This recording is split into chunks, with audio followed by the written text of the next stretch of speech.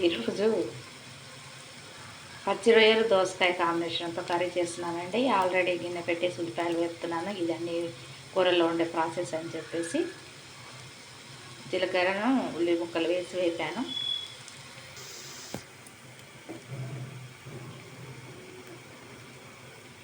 పసుపు వేసుకోవాలి, కొద్దిగా పచ్చిమిర్చి, కరివేపాకు, అల్లం వెల్లుల్లి. కొద్దిగా కూర చేస్తున్నాం కాబట్టి అన్ని కొద్దిగానే వేసుకోవాలండి. మనం కూర ఎక్కువ చేసుకున్నట్టయితే అన్ని పెంచుకోవాల్సి ఉంటుంది. ఇప్పుడు పచ్చి రొయ్యలు వేసుకోవాలి.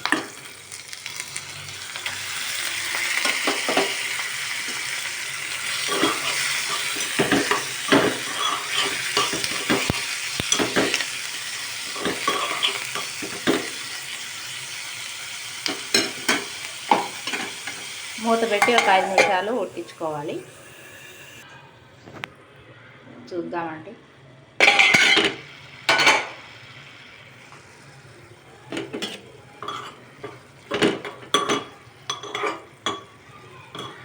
కొద్దిగా నీరు దగ్గరికి అయ్యే వరకు, అంటే నీరు ఎగిరిపోయే వరకు ఉడికించుకోవాలి.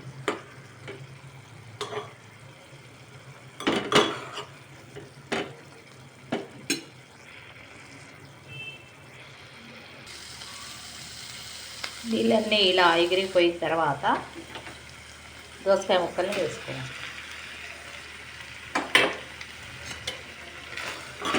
కలుపుకొని మూత పెట్టి మరలా ఒక 5 నిమిషాలు ఉడికించుకోవాలి.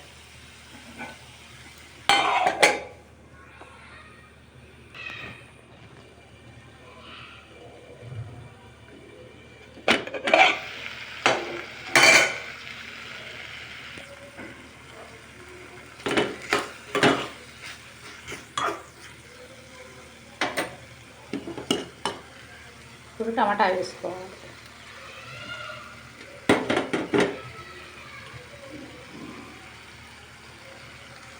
ఉప్పు తగినంత, కారం కూడా తగినంత వేసుకోవాలి. కొంచెం ఎక్కువగానే వేసుకోవాలండి. ఎప్పుడైనా నాన్ వెజ్లో కారం ఎక్కువగానే ఉండాలి. ఈ టమాటాలు మెత్తగా అయ్యే వరకు మూత పెట్టి మరలా ఉడికించుకోవాలి.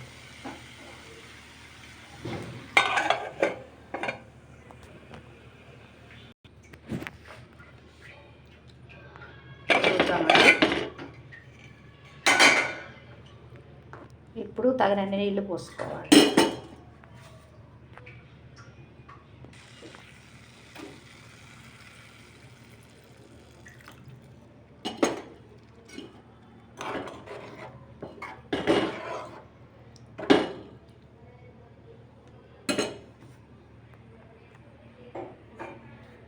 మూత పెట్టి ఉడికించుకోవాలి.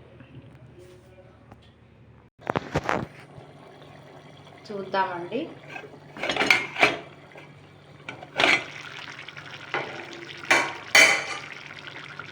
మనము పోసిన వాటర్లో 3 వంతులు ఎగిరిపోయాక కొత్తిమీర వేసుకోవాలి.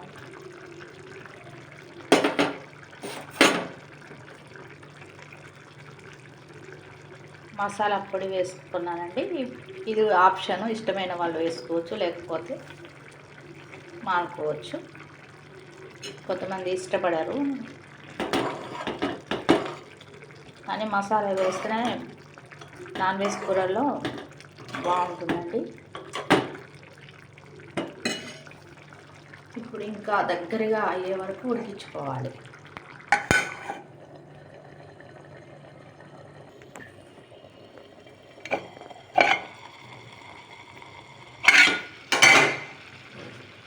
చూద్దామండి.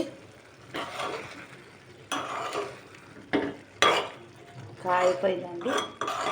స్టవ్ ఆఫ్ చేసుకోవచ్చు. దోసకాయ పచ్చి రొయ్యల కూర వంకాయలు వేసి వండుతారు, బెండకాయలు వేసి వండుతారు, బీరకాయల్లో వేసి వండుతారు. చాలా రకాలుగా వండుకోవచ్చండి. ఈ పచ్చి రొయ్యలు వేసుకొని గోంగూరలో వేసి వండుతారు. స్టవ్ ఆఫ్ చేసేస్తున్నాను, అయిపోయింది.